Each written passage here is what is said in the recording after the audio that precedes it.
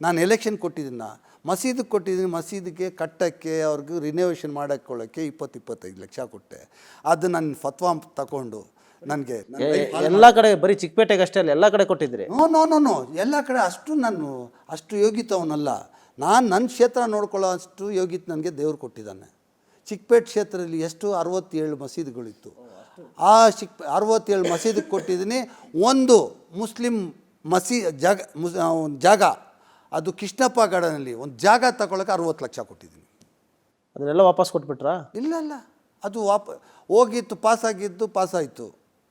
ಯಾವುದು ಪಾಸಾಗಿಲ್ಲ ಅದನ್ನೇ stop payment ಕೊಟ್ಟೆ. ಯಾಕಂದ್ರೆ ಅದು ಕೋರ್ಟ್ ಆರ್ಡರ್, ಅದಕ್ಕೆ ವಿರೋಧವಾಗಿ ನಾನು ಹೋಗೋಕ್ಕಾಗಲ್ಲ. ಅದು ಹೋದರೆ ನಾನು ಮುಸ್ಲಿಂ ಸಮಾಜದಲ್ಲಿ ಇರೋಕ್ಕಾಗೋದಿಲ್ಲ.